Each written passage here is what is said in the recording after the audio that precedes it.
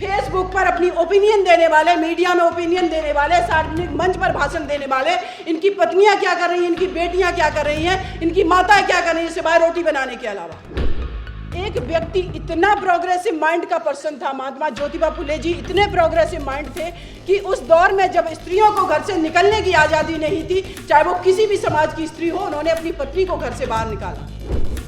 लेकिन आपने अपनी चीज़ों को स्थापित करने के लिए उसको आपने घर की चार दीवारी में बंद कर दिया। लेकिन आपने कभी सोचा है कि जो घर में 50% आबादी है आपकी पत्नी के रूप में, बेटी के रूप में, माता के रूप में, वो भी इस देश की पूंजी हो सकती थी। लखनऊ में परिवर्तन चौक बना है, वहां पर सिर्फ दलित समाज की मूर्तियां नहीं है, वहां पर हमारे सारे महापुरुषों की मूर्तियां हैं। इतनी हिम्मत किसने जुटाई? वो निडरता थी। ये बात मैं बहन जी का नाम इसलिए नहीं ले रही हूँ कि वो एक पार्टी से बिलोंग करती, मैं इसलिए ले रही हूँ कि अब एक स्त्री जब सत्ता में बैठती है तो वो ये सब करके दिखाती है। स्त्री कोशिश करती है ये जातिगत ढांचे को तोड़ने का, प्रेम विवाह करके, और जब वो प्रेम विवाह करने की कोशिश करती है तो क्या किया जाता? ऑनर किलिंग कर दिया जाता है। आज माता सावित्रीबाई फुले जी की जयंती है, मुझे यहाँ आमंत्रित किया गया, मुझे अच्छा लगा और स्पेशली ओबीसी महासभा का मैं शुक्रिया अदा करती हूँ। लेकिन इस मंच से मैं एक बात जरूर कहना चाहूंगी कि देश की जब 50% आबादी है तो उसका वोट भी 50% है। आखिर उस 50% आबादी का वोट कहां जा रहा है? माता सावित्रीबाई फुले जी की हम आज जयंती मना रहे हैं। महात्मा ज्योतिबा फुले जी की बात की है, उनकी जयंती को हम सेलिब्रेट नहीं कर सकते हैं, तो क्या हमारा उद्देश्य उनकी महात्मा ज्योतिबा फुले जी की प्रतिमा को रख करके माल्यार्पण करना है? मैं वकालत करती हूं कोर्ट में, मेरे पास सबसे ज्यादा मैटर आते हैं डोमेस्टिक वायलेंस के। मैं ये जानना चाहती हूं कि महात्मा ज्योतिबा फुले जी ने, जिन्होंने उस दौर में अपनी पत्नी को घर से बाहर जाने के लिए प्रेरित किया, उस कीचड़ को सहन करने के लिए प्रेरणा दी कि तुम आज अगर ये कीचड़ सहन कर रही हो जो तुम्हारे ऊपर फेंका जा रहा, अगर आज तुम इस घर में बैठ गई तो आगे आने वाली हमारी देश की जो पीढ़ियां हैं महिलाओं की, वो शिक्षा से वंचित रह जाएंगी। वो लड़ाई लड़ने के लिए प्रेरित किया। लेकिन आज मैं सोचती हूं कि आज से करीब 150, 125 साल, पौने 200 साल पहले एक व्यक्ति इतना प्रोग्रेसिव माइंड का पर्सन था, महात्मा ज्योतिबा फुले जी इतने प्रोग्रेसिव माइंड थे कि उस दौर में जब स्त्रियों को घर से निकलने की आज़ादी नहीं थी, चाहे वो किसी भी समाज की स्त्री हो, उन्होंने अपनी पत्नी को घर से बाहर निकाला। लेकिन सभागार में मेरे बैठे भाई अपनी पत्नियों को क्यों नहीं ला पाते? फेसबुक पर अपनी ओपिनियन देने वाले, मीडिया में ओपिनियन देने वाले, सार्वजनिक मंच पर भाषण देने वाले, इनकी पत्नियां क्या कर रही हैं, इनकी बेटियां क्या कर रही हैं, इनकी माताएं क्या कर रही हैं सिवाय रोटी बनाने के अलावा? कभी सोचा है? हम लोग बन गए हैं सामाजिक संगठन बना करके ठेकेदार की, हम पॉलिटिक्स में परिवर्तन करेंगे, सत्ता का परिवर्तन करेंगे। लेकिन आपने कभी सोचा है कि जो घर में 50% आबादी है आपकी पत्नी के रूप में, बेटी के रूप में, माता के रूप में, वो भी इस देश की पूंजी हो सकती थी। देश ही नहीं, समाज की, ओबीसी समाज की, एससी समाज की, आपकी परिवार की पूंजी हो सकती थी। लेकिन आपने अपने विचारों को सार्वजनिक करने के लिए, लेकिन आपने अपनी चीजों को स्थापित करने के लिए उसको आपने घर की चार दीवारी में बंद कर दिया।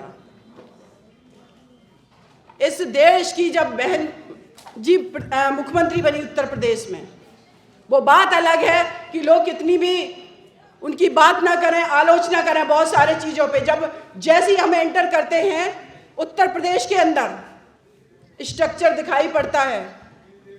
अंबेडकर पार्क, लखनऊ में परिवर्तन चौक बना है, वहाँ पर सिर्फ दलित समाज की मूर्तियाँ नहीं है, वहाँ पर हमारे सारे महापुरुषों की मूर्तियाँ हैं। इतनी हिम्मत किसने जुटाई? वो निडरता थी।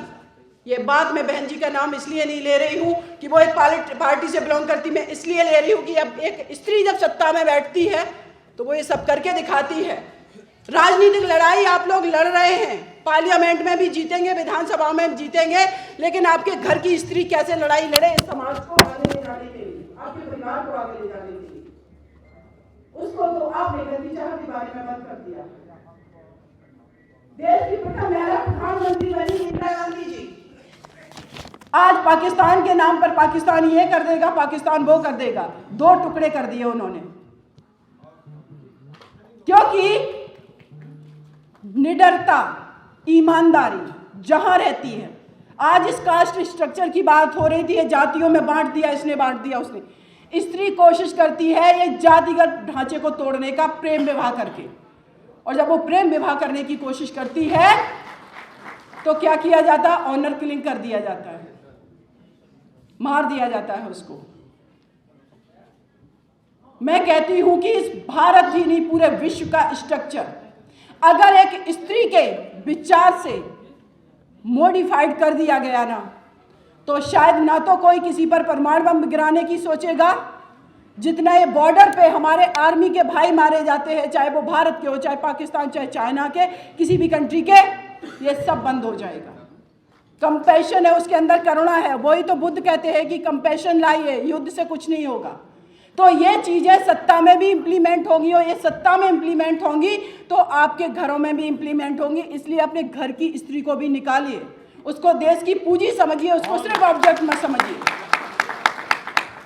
एक किसी के घर की स्त्री, जब मैंने निर्भया केस फाइट किया, बहुत लोग तो कहते हैं प्रोजिक्यूशन का केस था।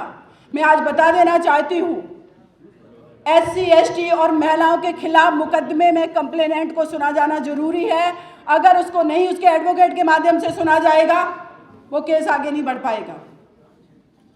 ये क्लियर करना बहुत जरूरी था। 4 लोगों को फांसी की सजा कराई मैंने। मैं आप लोगों को बताना चाहती हूँ, सुरेंद्र कोहली निठारी कांड हुआ था, आप लोग जान रहे होंगे, नोएडा में। वो व्यक्ति खून पी जाता था छोटे छोटे बच्चों का।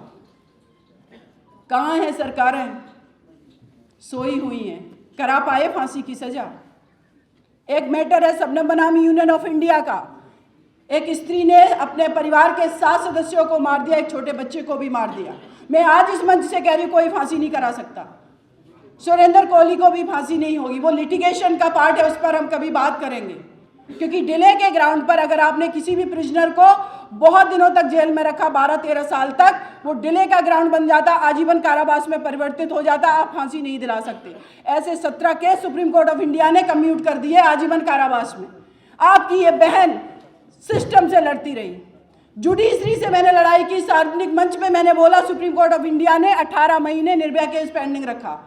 मैं इनिशिएटिव लेती रही कि आप क्यों नहीं करेंगे। देश के राष्ट्रपति को मैंने बोला कि आप कहते हैं कि महिलाओं के खिलाफ क्राइम ना हो, तो मैं आपसे कहती हूं कि आपके पास जो मर्सी पिटीशन पेंडिंग है 12 साल से, उनको आप डिसीजन लीजिए। किसकी बात कर रहे हैं? जो जहां है ईमानदारी से काम कर ले, घर में है तो घर में ईमानदारी से काम कर ले। एक व्यक्ति अगर वो बात कर रहा है सामाजिक न्याय की, अगर वो बात कर रहा है सत्ता के परिवर्तन की, तो पहले आप अपने घर की स्त्री के साथ सामाजिक न्याय और बच्चों के साथ कर लीजिए, फिर जाति के साथ भी कर लीजिए। जितने जातिगत संगठन बने, मैं कह रही हूँ अपने जाति के लोग भी ईमानदारी से एक दूसरे का सपोर्ट कर दे, देश अपने आप तरक्की कर जाएगा और आपको पॉलिटिकल पावर भी मिल जाएगा। लेकिन सच ये है कि हम जाति के अंदर भी अपनी जाति के लोगों को भी सपोर्ट नहीं करते। पता नहीं एक हाइपोथेटिकल लड़ाई चल रही है, जो वर्चुअल दुनिया में लड़ाई चल रही है। ये मैं मानती हूँ इन चीज़ों को कि बहुत सारी चीज़ें हुई हैं, इम्प्लीमेंट हुई है बहुत सारी चीज़ों उसका, लेकिन जिस तरीके से हमारी संख्या है, जिस तरीके से हमारी फाइट होनी चाहिए निरंतर, सभी लोग कहते हैं कि बार बार बीजेपी आ जा रही है। बीजेपी आ रही है स्ट्रेटजी के बनाने से। बीजेपी किस वजह से आ रही है? अगर लोग कहते हैं, हम सभी लोग डिस्कशन करते हैं कि ईवीएम जब तक नहीं हटेगी तब तक कोई पार्टी आ नहीं सकती सत्ता में, ना केंद्र में ना स्टेट में। तो भाई इस दिल्ली की धरती पर कभी क्या हम 10 लाख की संख्या में भी, चलो सुप्रीम कोर्ट नहीं सुन रहा है, 10 लाख की संख्या में भी हम कभी यूनाइट होकर के उतरे हैं प्रोटेस्ट करने के लिए? अगर हम डेमोक्रेटिक कंट्री हैं, अगर हमारे भारत का संविधान कहता है be the people of India की बात करता है प्रेम्बल में, तो मैं कहती हूं कि हमारी जो प्रेम्बल है, हमारा जो भारत का संविधान है, उस संविधान में, संविधान को लचीला बनाया बाबा साहब ने कि अगर समय परिवर्तनशील है, अगर चीज़ें परिवर्तनशील हैं, तो देश की जनता के हाथ में वो पावर दिया है कि आप रोड पर उतरिए, आंदोलन करिए, संविधान में भी परिवर्तन किए जाएंगे। लेकिन हम क्या कर पाए?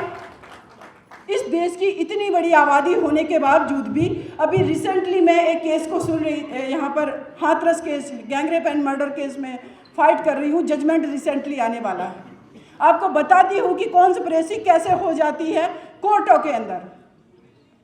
एक SC/ST एक्ट है, उस एक्ट में ये प्रावधान है कि एक तो प्रिवेंशन की बात कर रहा है कि किसी भी व्यक्ति के खिलाफ अपराध नहीं होगा, उसको सरकार रोकेगी। अगर अपराध हो गया तो इमीडिएटली कंपनसेशन दिया जाएगा FIR होने पर, फिर उसमें चार्जशीट फाइल होने पर, फिर उसमें सजा होने पर।